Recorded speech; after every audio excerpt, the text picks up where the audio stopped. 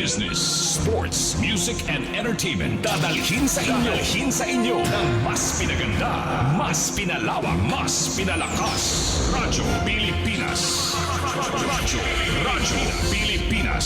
738 sa Metro Manila. Handog ng Philippine Broadcasting Service, Radyo Pilipinas, at ng Philippine Red Cross sa pangunguna nila Chairman at CEO Senator Richard D. Gordon, Secretary General Elizabeth Saballa, ang mga Board of Governors, mga volunteers at mga staff sa mahigit 100 sangay nito.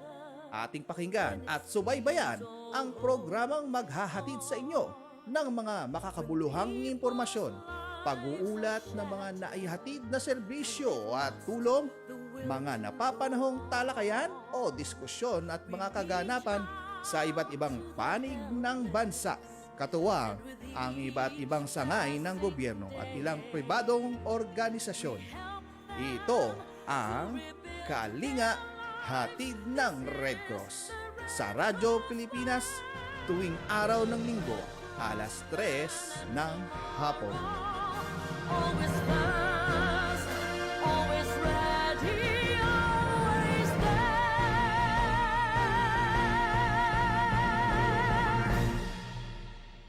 Pangalan ng buong pamunuan ng Philippine Broadcasting Service, Radyo Pilipinas, sa pangunguna ng ating buting Direktor Bonga Portadera, sa ating Station Manager, Senyor Alan Alyanige, sa ating mga kabalika at Mr. Maki at Mr. Ray Sampang. Of course, higit sa lahat, ang pagsuporta ng ating Presidential Communications Operations Office Secretary Martin Antanar. At sa ngalan ng ating mga technical engineers, Alvin Pelgone, Orly Lopez, at siyempre pa mga kaibigan, live po tayo at sabayang nasusubaybayan sa inyong paboritong himpilang Radyo Pilipinas 1, 738 sa inyong talapitan, at sa Meta Facebook page ng Radyo Pilipinas 1 at Kalinga, hatid ng Red Cross.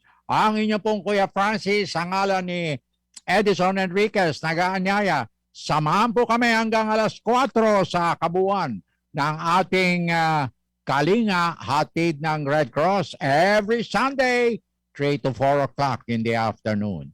Okay, tuloy-tuloy na kagad tayo at puntahan na natin ang ating kaagapay, ang buting Governor ng Philippine Red Cross, Cora Alma de Leon. Governor Cora, a blessed 5th Sunday of Easter. Yes, tama-tama. We have a message from retired Chief Justice Hilarion Davida Jr. when he wrote, as we begin with this Sunday, the 15th of May, a new week after heartbreaking elections, let us be renewed with these lines. Keep our faith and hope alive.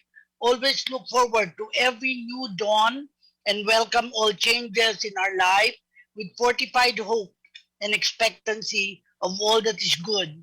Trust God to work out any situation that we do not understand.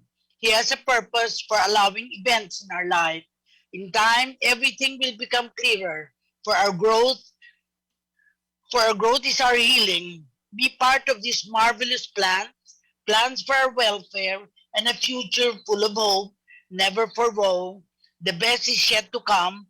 Be not discouraged. Maraming salamat, Chief Justice Davide, for always sending us your wonderful messages. Thank you very much. At sa puntong ito, Governor Cora, talagang nariyan na yata ang ating special guest, ang Operations Coordinator Delegate for Typhoon Odette Operations ng International Federation of the Red Cross, none other than Mrs. Natalie Edblad.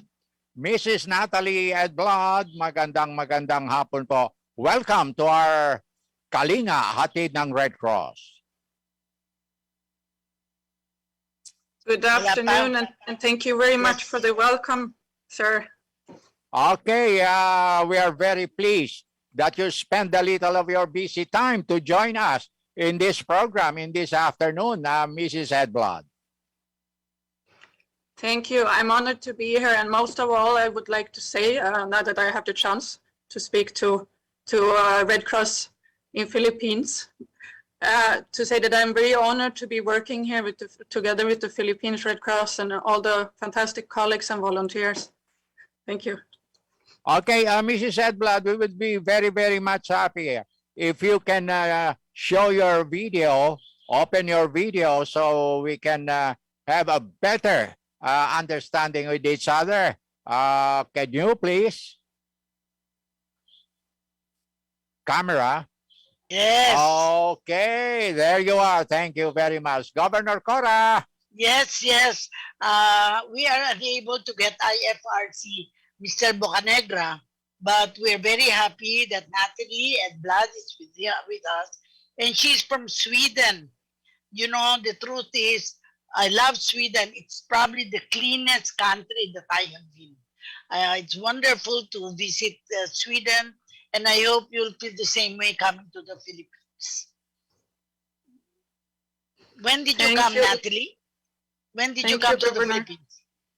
I arrived in the end of January, but I started working already by computer in December. Yeah. Okay. So you arrived January from this year? Yes, this year. Yes. And this is your first time in the Philippines? I was here before when it was the Yolanda times, the Haiyan, Oh, okay. 8 years ago, but only a couple of months then out in the provinces. Yes, yes. Wonderful. I guess the question that I would ask, as I always do, how did you get to be with IFRC? In other words, when did you start working with the Red Cross, particularly with IFRC? And where have you been posted somehow? So we'll understand the countries that you've already visited. Yes. I started working with the Red Cross. Well, my first mission with the Red Cross was 2010. It was in Haiti after the big earthquake they had there 2010. So, well, I've been working, I started working, I did some other missions before that. So about 15 years I've been working in many different countries. Yes, different disasters normally. This is what I do. But have you always been communications in charge, or did you start with another posting and then move on to communications in the Philippines? So, well, my specialty is disaster management. Communications is not, so that might be evident during our day-to-day. But I'm specialized in disaster management, but I worked also before in some sectors. So I started with health. I am a nurse, like many colleagues, good colleagues in the Philippine Red Cross and volunteers. So I started with that, and I worked also with WASH, water and sanitation and hygiene promotion, and also with what is called camp coordination, camp management that you use in population movements and such. Wonderful. Like this. Since you arrived in January, but already started working by communications through, of course, in the context of finding out what's happening with the Philippines. You arrived in January, and you have not yet gone to the other provinces because you dealt, the time that you were here, you dealt with Haiyan. But this time you dealt with another typhoon. Odette. Yes, this time I'm here for Odette. I'm focused on this. So that's the only part that I'm knowing now. I have been to the provinces. I visited not so long, a few days, but I visited Southern Leyte this time, and I also visited Bohol. So a little bit of the affected areas I have visited. Well, okay. Go ahead, Francis. Madam Natalie, aside from the places you made mention, could you share with us the responses of the IFRC in tie-up with the Philippine Red Cross as far as Typhoon Odette is concerned? Yes, I will do my best to try. It's many things, but I think the key thing for everybody, I think most people know this, but here it's Philippine Red Cross that is doing the work more or less to support the population. And we are sort of one of the supporters, I'm hoping one of the key supporters, together with some other Red Cross elements and donors and such that are supporting the Philippine Red Cross. So all the work is actually done by Philippine Red Cross staff and volunteers. What are the particular areas did IFRC had projects with the PRC? So all the affected areas where all the affected provinces, I would say, of where Odette was impacting. So we have, you know, Surigao del Norte, Dinagat, Southern Leyte, Cebu, Bohol, Hilongos. Ilongos, Southern Leyte. Sorry? Southern Leyte. Southern Leyte is one of the areas. Yes. Yes. That's right. And maybe to talk a little bit of what we are then doing together, Yes. or what Philippine Red Cross is doing. I think very important is that already before the typhoon hit, was a lot of work going on to prepare. So to support the evacuations, which saves a lot of lives, very important one. And then after, and to get ready now. And then after the first aid and the search and rescue in the first phase, to really for the first days to support and to help with clearance of debris, to get some passage so that other help can be delivered, and ambulance transport also in the beginning, and then to provide clean and safe water. So this is done in all the affected provinces, or have been done, and to give out some essential items like the shelter toolkit with some tools and CGI sheets and kitchen sets and hygiene kits and sleeping kits and water containers, many things. And also messaging is very important to save life also. So hygiene promotion messages and health promotion messages on how to do to protect oneself after the impact. Delivery of hot meals, so many things. Of course, you all know this very well, but just to Okay. mention some of it. Well, Governor. my own particular interest is that we're talking about the present. I mean, what we've done since January. I really am very curious in terms of what have you done in the past, you know, in the areas where you were assigned, because you've already put in, I think, 10 years with the Philippine Red Cross. With Red Cross, International Federation of Red Cross. So for us in the Philippines, we're always interested, like you come from Sweden, which countries have you already served before coming to the Philippines? Because that will put you in context as an international federation, Red Cross, International Federation Red Crosser, I would say. Yes. Well, I worked in approximately, I'm losing count a little bit, but 25 countries. Oh, wow. So many different places. Not so much in this region. It's Philippines and Nepal, for example. I've been also in countries like Venezuela and Haiti, and I've worked in many African countries as well, and in many different disasters. So you have epidemics, you have population movements, you have earthquakes, you have flooding, you have different storms, cyclones, and the hurricanes and the typhoons, and etc. And yeah, a lot of different things. Yeah. By way of education, how did you get to the International Federation of Red Cross? What educational background did you bring? Because you mentioned that I think you're a nurse. Am I correct? Yes. A nurse. Where did you do your schooling then? I did my schooling in Stockholm, in Sweden, for nursing. Yes. And then I did my master, which is in disaster management, in Copenhagen, in Denmark. So these are the key ones, but then a lot of different courses and trainings and etc. I think it's important, this constant learning, to be working with what we do for all of the life you learned.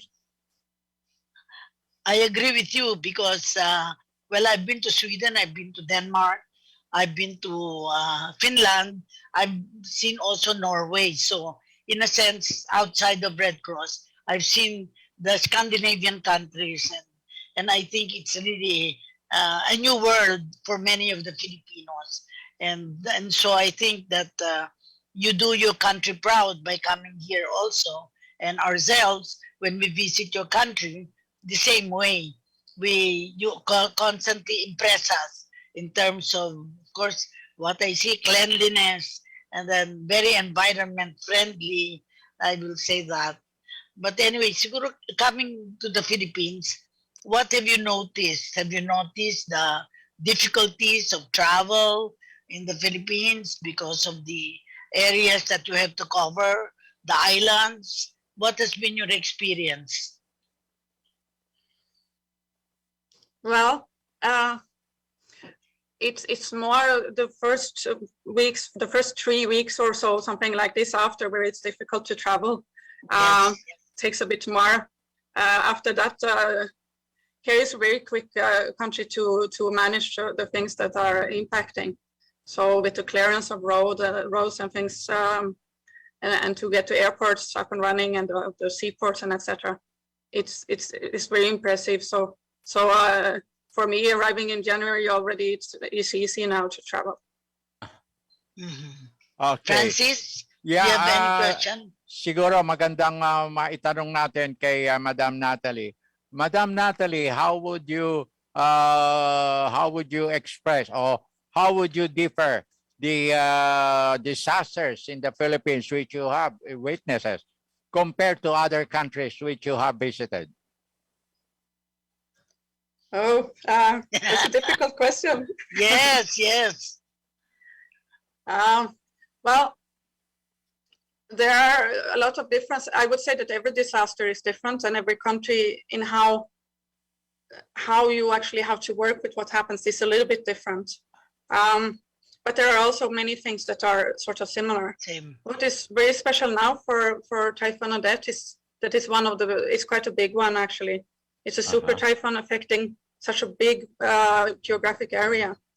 And this is worth mentioning because it's then requiring much more to respond.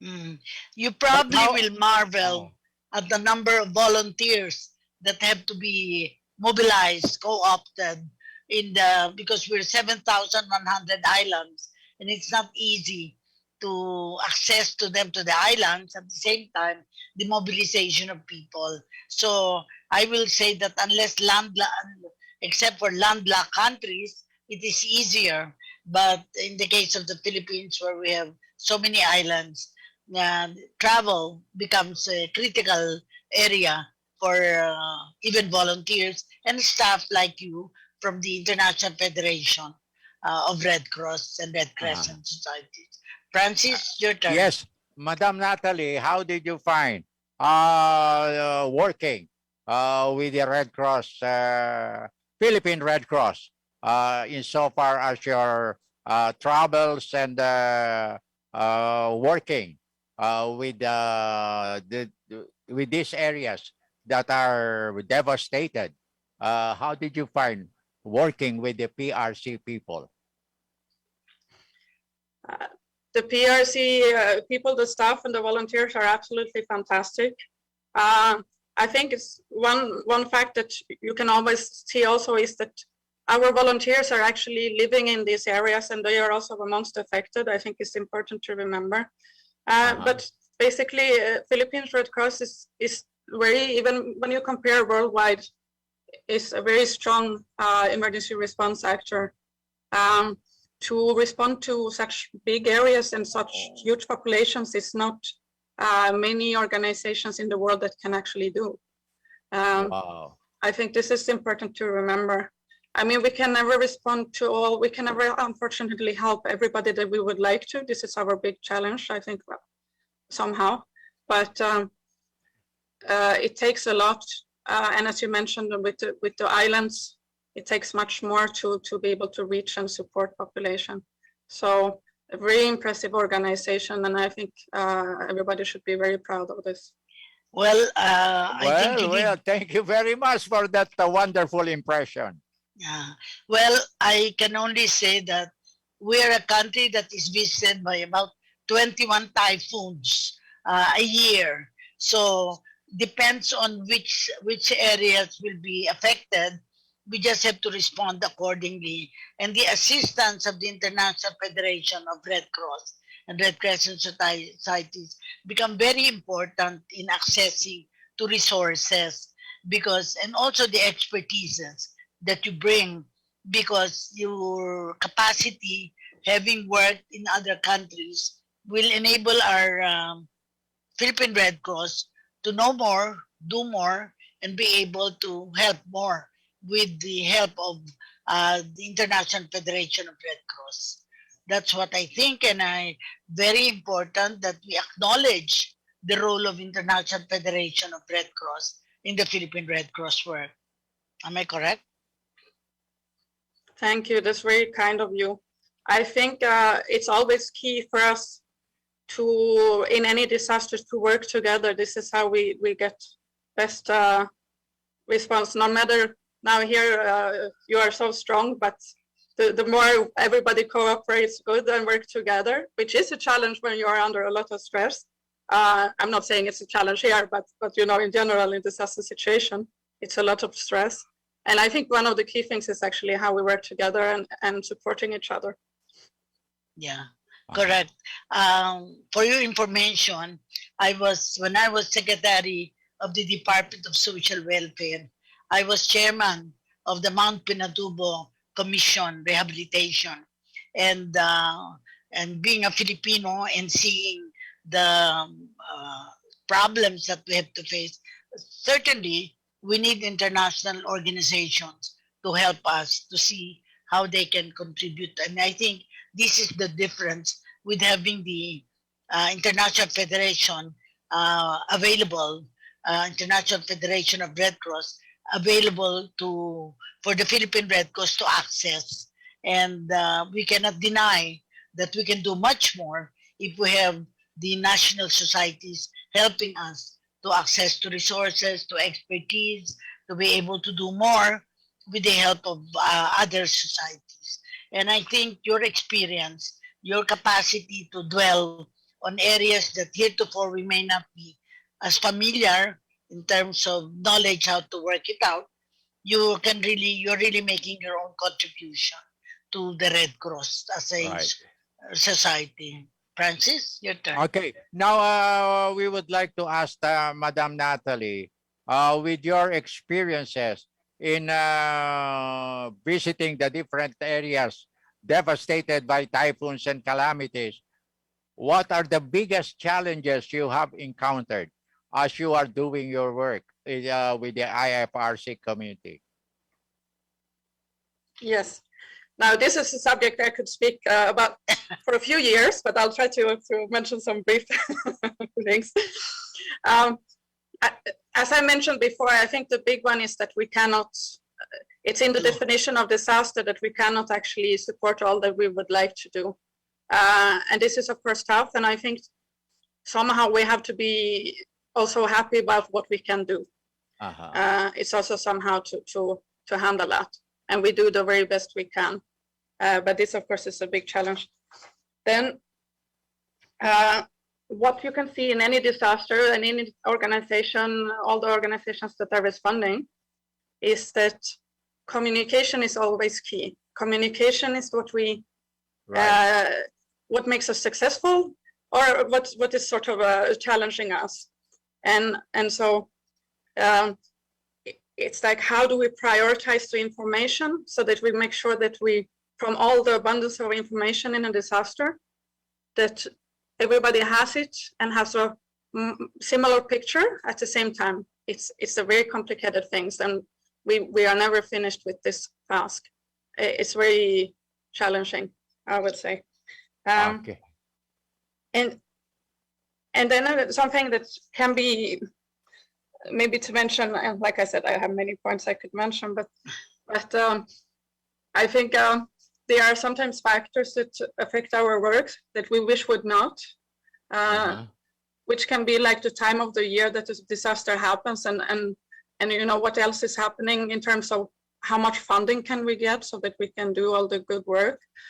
These are things that are very relevant as well. And I think now if you see the super typhoon and it's big, but it's a bit tricky when you're late in the year and other big events are happening in the world at the same time, sometimes to get some of the resources that we would like to have.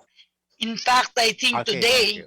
we've had a lot of what we call thunders, like thunderstorms, while we're having this interview now, and Yeah. one wonders the damages that would have been caused by these typhoons. I really don't know to the extent that we will only see after the damage that have been created.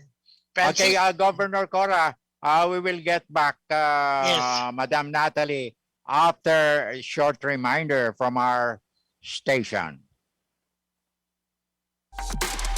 Pamahalaan ay patuloy sa pagpupursigi upang ang ating bansa ay maabot ang herd immunity. Hindi titigil hanggat bawat Pilipino ay siguradong bakunado. Meron pa po tayong almost 3 million unvaccinated senior citizens. It takes more effort to find them. Ito po ang ginagawa nating pagsusuyod kasama ng Department of Health. At sa ilang buwang nalalabi bilang ama ng sambayanan, Pangulong Duterte ay may hiling sa taong bayan. If there is something that would make me happy when I go out of this office, maligaya ako kung malaman ko na halos lahat nagpabakuna. Kalinga ng pamahalaan ay ating suklian ng tiwala dahil layo ng gobyerno ang kaligtasan ng bawat pamilya. Isang mensahe mula sa Radyo Pilipinas. Nang dahil sa inyong nag-uumapaw na tiwala, Top 4 po ang inyong Radyo Pilipinas 738 AM sa nakalipas na Nielsen RAM Mega Manila Survey. Sa ating mga tagapakinig at mga kababayan, maraming salamat po sa inyong solid na suporta. we are more inspired and fueled to deliver real and accurate news and information. Makakaasa kayong mas lalo naming pagbubutihin ang paghahatid ng mga balitang eksakto at totoo. Congratulations for a job well done, Team Radyo Pilipinas Uno. Gustong makinig ng balita pero walang AM radio sa phone? Don't worry, sagot namin yan. Download the Radio Nation Philippines app and listen to the country's prime radio stations. RP1, RP2, RP Worldwide, Radyo Pilipinas Provincial Stations, That's news and information on the go. Anytime, anywhere. Radio Nation Philippines. Radio Nation Philippines. Download na! Available for free on Google Play and App Store. Okay, thank you very much, Alvin and Torley. At tuloy-tuloy na tayo sa ikalawang bahagdan ng ating episode.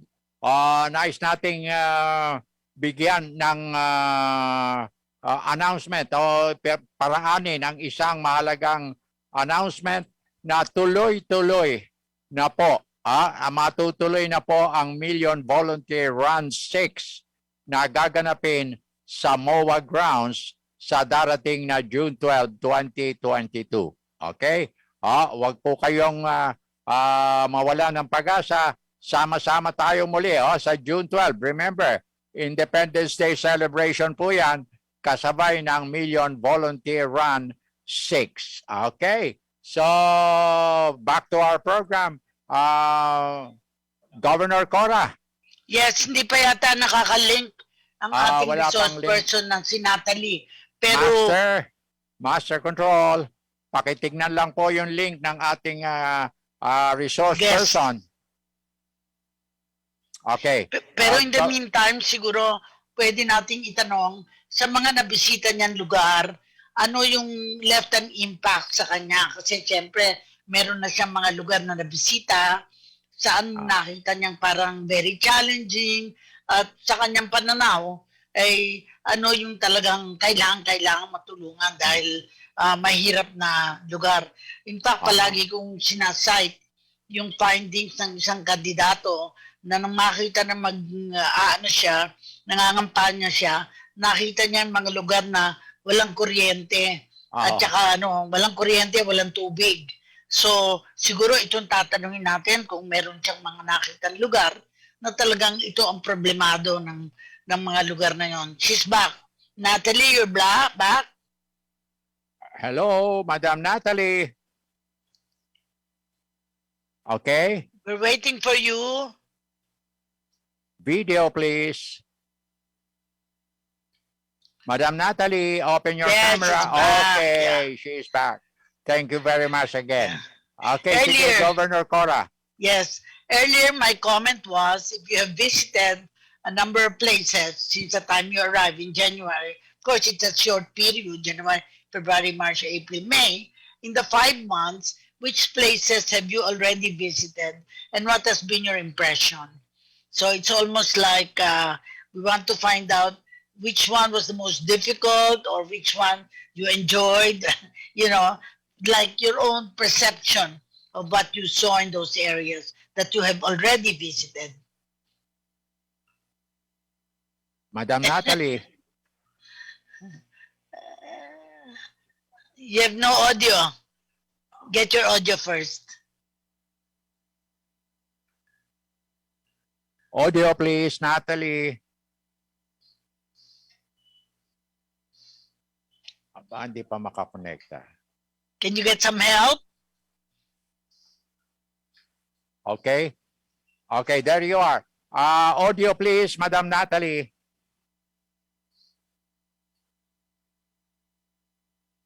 Not yet. You don't have any audio. You mute Okay. yourself first.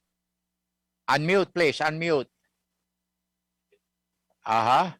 Okay. Sige, Governor Cora, siguro maganda ring malaman natin kay Madam Natalie dahil we are celebrating World 75th. Red Cross World Day. Red Cross. Siguro magandang malaman natin ano ang selebrasyon naman ng International Federation of the Red Cross Community kaugnay ng World Red Cross Day in times of pandemic. Well, I hope she can come in. She's trying to find her audio. Madam Natalie, are you still there? She is there, but no audio. She's finding her audio. Can you get some help?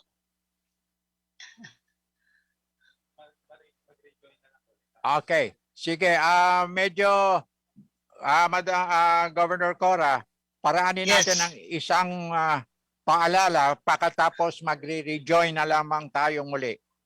Sige. Okay. Alvin and Orly. Mga batang nabakunahan, may laban. Natakot man sa injection, naging matapang naman para sa kanilang proteksyon. Thank you po for the vaccines! Good job para sa ating mga young superheroes. Together, let's stop COVID. Bawat bakuna ay ligtas at sa COVID tayo ay makakaiwas. Magpabakuna tayong lahat. Isang mensahe mula sa Philippine Broadcasting Service at Radyo Pilipinas. Ang mga fake news ay di dapat pinapatulan. Ito lang kayo makinig ng totoo. Dahil ang dulot lang nito ay gulo at I kalituhan. do not have the duty to lie to you. Bakit ako Kaya't magsinungaling? huwag maging biktima sa pamahalaan, magbigay tiwala. Pakiusap ko lang, huwag kayong mag-fake news. Pag mag-fake news kayo, Make sure your opinions are based on facts. Be aware, stay updated, be educated. Stop fake news and dismiss disinformation. Isang paalala mula sa Philippine Broadcasting Service. Ramdam! Ang init! Ang intense na ng summer tag-init. Kaya kahit sa inilang sunshine is good for your health, init factor ay huwag i-underestimate. Beat the heat! Uminom lagi ng tubig and stay cool lang sa mga balitang maiinit. Radyo Pilipinas 738 AM will keep you hydrated. Hindi ka mauuhaw sa mga bagong impormasyon at balitang umaapaw. Kaya staycation man o todo bakasyon ang peg nyo. Sa mga latest news at isyong pinakapinag-uusapan, siguradong di ka maiiwan. Dito sa Radyo Pilipinas 738 AM. Okay. Thank you very much, Alvin and Orly. Naka-rejoin na ba tayo? Okay na? Okay, Madam Natalie, are you there? Are you ready for the second time around? let's see. Can you hear me now? Yes, Okay. yes, wonderful, Ah. wonderful. Okay, you're coming in for a 5x5. Thank you very much. Now, we would like to ask you Ask. that as we are celebrating World Red Cross Day in this time of pandemic, how does the IFRC community celebrates? The World Red Cross. Because of the Yes, go the ahead. pandemic, of course, there are no big events so much. Yes. Some small events, but mainly it's been special messages, and those special messages are a few different ones. It's to keep promoting vaccination and other measures, of course, to save lives, but also as a message to those that have been most affected by the pandemic. Many of us have lost loved ones, and so there's been special messages for that. And there has also been special messages to all our fantastic volunteers around the world, the millions and millions of volunteers that are at the heart of the movement. So that has been the core of the messages. Okay. Governor. Yes. Earlier, I wanted to find out which places you already have visited and what has been your impression of the areas you have visited, because some will be harder than others, some will be maybe more fun than others. Can you share your experiences visiting the places of calamities, no? Because you're on disaster track.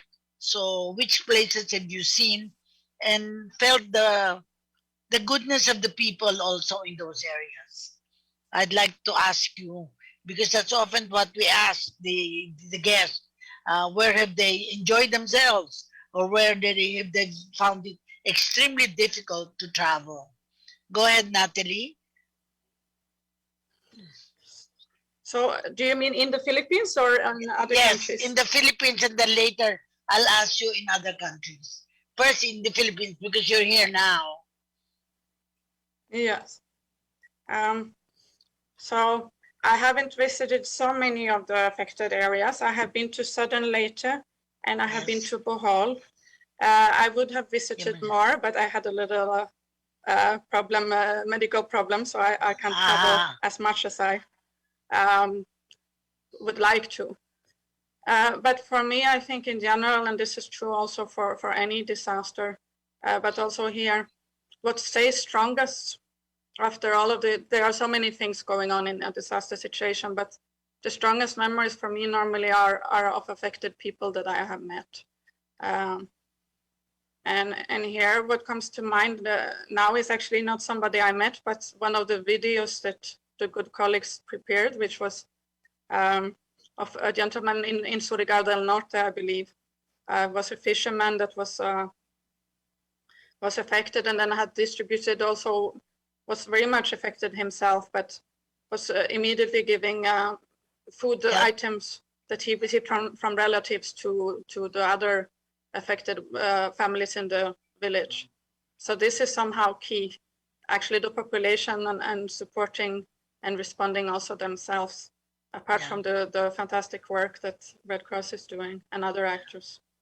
The reality is that Southern Leyte is a poorer province than Bohol, because Bohol is also a more developed in terms of the tourist areas, which have been affected because of the practically 2 years of the pandemic. But I'm sure they're now rising better. So I hope now that you have seen both Southern Leyte and Bohol, you can really compare the development in these two areas. And I think, like the next question of other countries that you have visited, and of course, the countries that you have visited, which have been also difficult. Which countries have been, in your time or in your experience, more difficult in terms of, I guess, well, of course, the location, geographical location, and the, I guess, the mobilization of people. Well, if you can share, Natalie, it will help us understand the context of all of the work that you have done with the International Federation of Red Cross. Yes. In terms of mobilization, in a way, there are different things, but definitely working in archipelago, as you have here in Philippines, is actually one of the more difficult places to respond. This is important to note, really. My first mission with the Red Cross was in Haiti, which was actually the biggest federation response in history so far. And there again, I think there were hundreds of thousands of people that had died. And the volunteers, they were also living under tarpaulin, displaced around the affected area. So these are sort of strong memories. Even there, and then what often happens in disasters is you may have some other secondary consequences happening. So there was, for example, the acute watery diarrhea cases that were devastating. People were collapsing in the street. So strong memories, such you can find. In so many countries, so many memories. Like I said before, I think it's really about the people that are affected in the end, and actually the fact that we owe it to them to do our very best to support them, and it's a very strong thing. So I have memories of the affected population generally. What we can see now with climate change is also, like we can see here, that for example, I worked in north of Mozambique, where they had a cyclone, and this area never had been affected by a cyclone before. Wow. Yes. So it's a bit like here, it's not normal to have a super typhoon in December. It's supposed to be end of season already. And it's of course, okay. What can we say? It's troublesome that we are having this sort of developments, stronger disasters, stronger storms, especially, and different geographical areas sometimes. As a professional social worker myself, I worry about the program of restoring family links, because a devastation, a typhoon or of that nature that will affect the relationship of people is, to me, very important as well. So poorer countries, such as, of course, the Philippines, have its own share, because a lot of the Filipinos have migrated to other countries. And that is why when there was the war in Lebanon, Chairman Gordon immediately called up the Red Cross in Lebanon to ask if there were Filipinos who were affected there, because I was then Secretary General of Red Cross. And I realized that sometimes we take it for granted that they are not affected, but they are, because they are in fact foreigners in those countries, and chances are they will be least, not least concerned, but not as immediately understood that they're also suffering for being not residents or citizens of the country. Have you had that experience of addressing needs of people who are not from the country, meaning to say they're expatriates or they're immigrants affected also by typhoons, by disasters? Natalie. Yes, I mean, one of my, in several places, but one of my strong memories is actually from Europe, because I worked in Greece when there was a huge influx of refugees and migrants from Syria mainly. And actually in the island where I spent most of my time, in a few months, about 400,000 people passed, and from many different countries. And they may not have, not so many of them died. So in this way, it could be seen as less severe. But in terms of effect on life, it's something very dramatic when people have to flee, whether it's for disaster or even worse when it's from a conflict. And as you say, people can be separated. Restoring family links is really important. It's also the people that are moving and are from a different country, they are not part of the social fabric as strong often as the population, and they will need some extra support. Well, we had an experience. I wasn't yet with the Red Cross, but I was with the Department of Social Welfare when we had to help the Vietnamese refugees who have linkages with the Filipinos to come, a shipload of them, to live in the Philippines. And some of them have to be repatriated in other countries like France, the US, where there were more, they were receiving countries because they had more resources to take care. And church groups also helped in that regard. So I think that in your present condition now, your present state of staying, how long will you be staying in the Philippines? Do you have an idea? How long you will be here? No idea. Well, currently I'm here until end of June, so not so long. This is yes, end of June. But so only January, 6 months only. 6 months. Yes. Well, until the end of June. So, Yes. Governor Cora, there's still plenty of time for Yes. Madam Natalie to visit also beautiful places in our country, aside from those disastered areas, Madam Natalie. Would you have any plans? Yes. There are so many beautiful areas here. So many places I would like to visit. Yan. I love to go hiking, and there are, and kayaking and these kind of things. And Philippines has It's a great extraordinary places. nature. So Well- I would wish to go. I think I will be mainly focusing on work for the time I'm here. Yes. But because your work is also around the area, of course, you will be working in the headquarters. I look forward to meeting you and maybe hosting a meal with you so we can exchange more before you leave in June.